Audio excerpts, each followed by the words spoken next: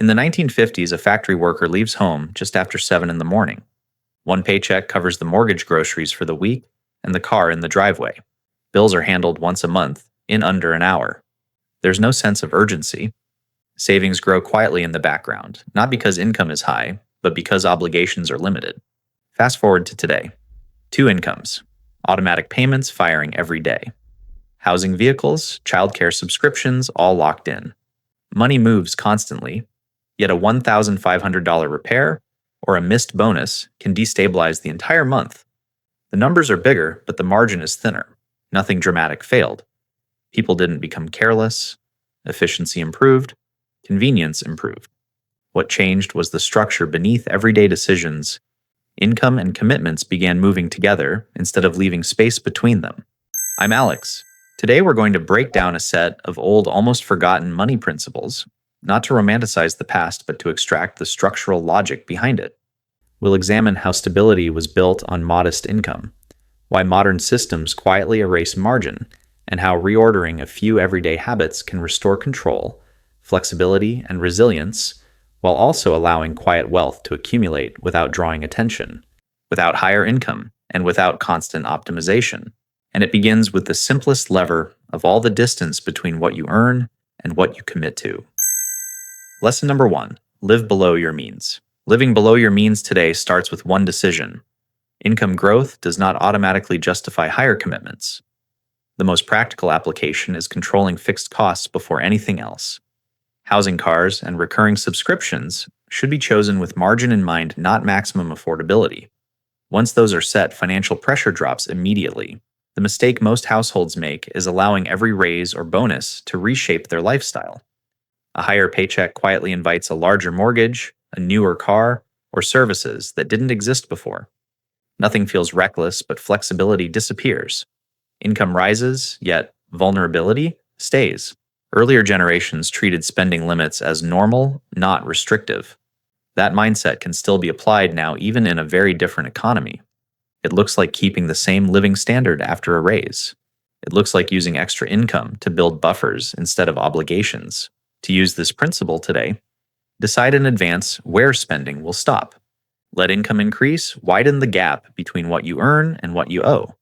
That gap absorbs job changes, health costs, and bad timing without forcing debt. Living below your means isn't about saying no to everything. It's about choosing stability over speed. When spending grows slower than income, progress compounds quietly, even when conditions change. Lesson number 2, save before you spend. In the 1950s, saving happened before life adjusted itself around spending. That same idea is even more useful today, because money now leaves accounts faster and with less friction than ever before. Using this principle now means changing the order, not the amount. The moment income arrives, part of it should move elsewhere automatically. A savings or investment account that isn't touched by daily spending. When that transfer happens, first everything else becomes simpler. You spend what's left, not what you hoped would remain. Modern finances fail at the margins. Subscriptions, delayed payments, and convenience spending quietly drain accounts before saving gets a chance. Waiting until the end of the month almost guarantees saving loses. Automating it removes that battle entirely. Earlier generations didn't rely on willpower. They relied on structure. The same approach works now through systems instead of envelopes. Automatic transfers, default contributions, and separation between spending and saving accounts do the heavy lifting. Saving first isn't about optimism or high income. It's about preparing for disruption. When money is set aside, early emergencies become inconveniences instead of crises. The sequence protects you long before motivation ever could. Lesson number 3, avoid debt and use cash more often. In the 1950s, most daily spending stopped when cash ran out. That limit mattered because it forced decisions to happen before debt entered the picture. Today, the principle still applies, but it needs to be recreated intentionally. Using this lesson now means reintroducing friction where it disappeared. Credit cards saved payment methods, and one-click checkouts removed the pause that used to protect spending decisions. Restoring limits through debit spending caps or intentional cash use forces awareness back into everyday purchases. The biggest risk today isn't one large loan. It's many small obligations layered together. Subscriptions, buy now, pay later plans, and revolving balances feel manageable individually, but together they harden monthly expenses. Once fixed payments grow, flexibility vanishes. Earlier households borrowed for essentials and avoided financing routine life. Applying that logic now means being selective about what deserves debt. Housing and education may justify it. Convenience rarely does. Using cash or debit isn't about nostalgia, it's about visibility. When spending is felt, immediately fewer mistakes repeat. Debt becomes temporary instead of permanent. Limits don't restrict freedom, they preserve it. A quiet financial mirror. Pause for a moment and step away from rules and habits. This is about instinct. Imagine your income increases by 30% next month. Nothing else changes. Same job, same hours, same risk. Three reactions tend to appear. One response is to upgrade life immediately. A better car, nicer housing, a few new monthly commitments that feel harmless on their own. Another response is to move fast, push the extra money into aggressive investments, optimize chase returns, try to make the gain work harder right away. The third response is quieter. Spending stays exactly the same. The additional income is left untouched, allowed to accumulate without a plan yet. Now ask yourself honestly and without answering out loud, which option feels most natural? Each choice reveals something different. The first increases future pressure. The second relies on momentum staying favorable. The third preserves flexibility and time. This moment matters because it shows whether extra income creates freedom or obligation. Stability isn't built by how fast money moves, but by how long it can stay still. Lesson number 4. Make every purchase count. Decades ago, purchases were made with the assumption that replacement would not be easy or immediate.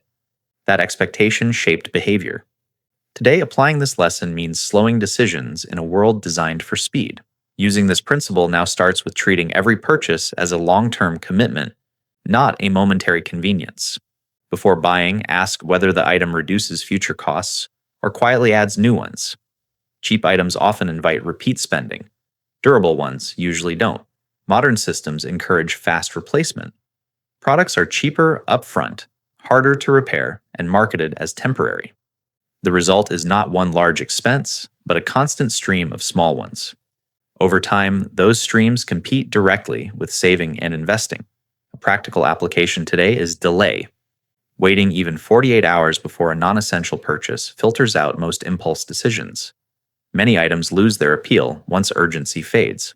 What remains usually solves a real problem. Earlier households measured value over years, not at checkout.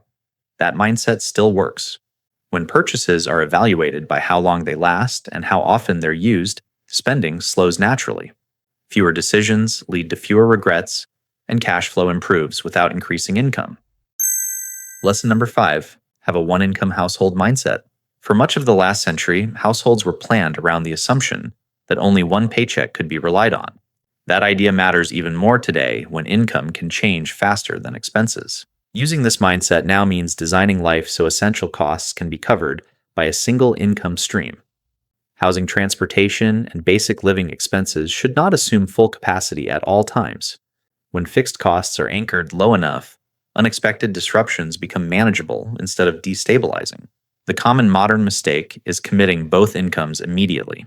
Mortgages, car payments, childcare, and recurring services expand to fill every available dollar.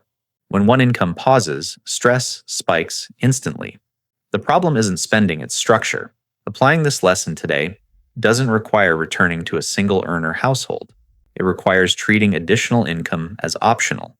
Extra earnings should strengthen savings, reduce debt, or build long-term assets, not permanently raise obligations. When expenses are built to survive on one income, flexibility increases. Career changes feel possible. Risk becomes calculated instead of dangerous. The quiet advantage is resilience. You don't need everything to go right to stay stable. Lesson number 6. Prioritize homeownership and long-term investments. Earlier generations viewed major assets as anchors, not opportunities to move faster.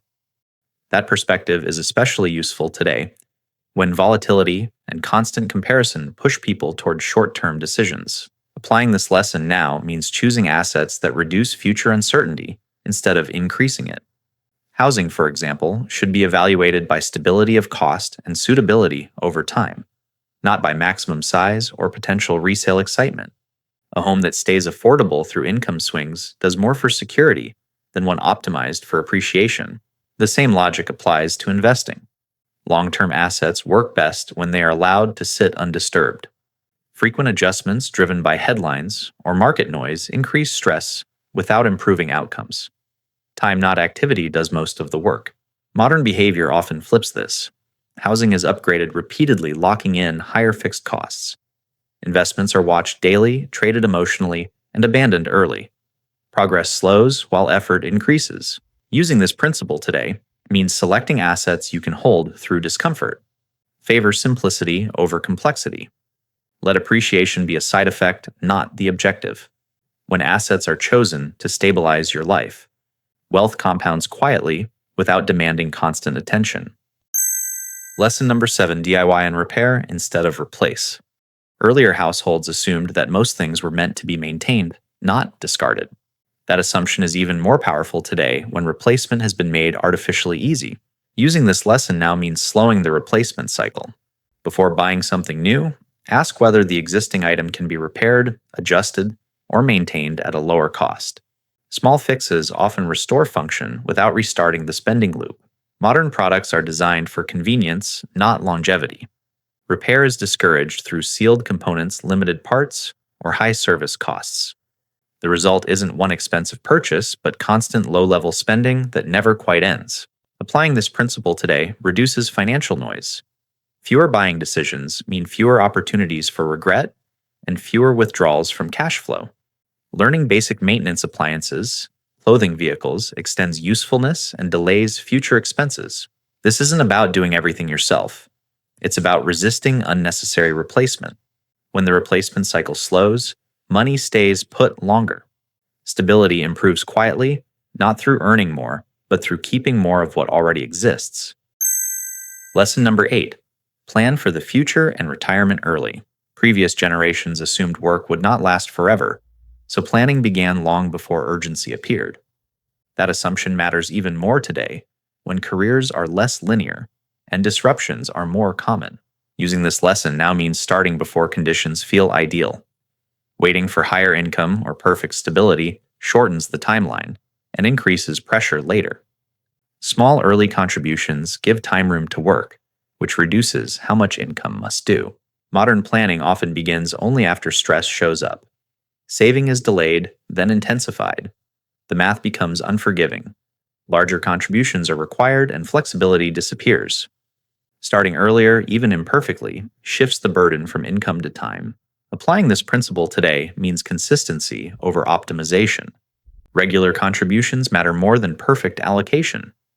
Retirement accounts, long-term investments, and automatic systems remove the need for constant decision-making. Early planning isn't about predicting the future. It's about reducing dependence on it. When preparation begins before urgency choices expand later, time becomes an ally instead of a constraint. Lesson number 9: keep money systems simple and boring. One advantage earlier households had without naming it was simplicity.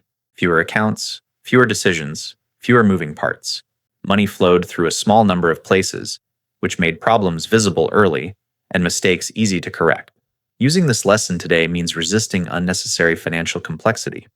Multiple cards, overlapping accounts, scattered apps, and constant optimization don't increase control. They dilute it. When money is spread across too many systems, small leaks go unnoticed, and stress rises without a clear cause. A practical application now is consolidation. Fewer checking accounts, fewer credit lines. Clear separation between spending, saving, and long-term investing. When each dollar has a clear path, behavior becomes easier to manage without constant monitoring. Complexity often masquerades as sophistication. New tools promise efficiency, but they also increase decision load. The more frequently you must decide, adjust, or track, the more likely errors accumulate quietly. Simple systems age better. They survive busy months, low attention, and unexpected disruptions. When finances don't require daily oversight, stability becomes the default instead of a task. Quiet wealth isn't built through cleverness. It's built through structures that keep working when you're not paying attention. Simplicity doesn't slow progress. It protects it. Key takeaways. The habits that built stability in the past weren't clever tactics. They were structural choices that reduced dependence on things going right. Spending less than you earn created margin. Saving first removed emotion from decisions. Limiting debt preserved flexibility. Thoughtful purchasing slowed money leakage. Anchoring life to one income reduced fragility. Long-term assets lowered uncertainty. Repair delayed unnecessary outflows. Early planning shifted the burden from income to time. What ties these together is not frugality, but control. Each habit increases distance between income and obligation, between disruption and damage. Modern tools have changed how money moves, but they haven't changed what protects it. Wealth in this sense isn't acceleration. It's stability that compounds quietly. When systems are designed to absorb stress instead of amplify, progress becomes less visible, but far more durable.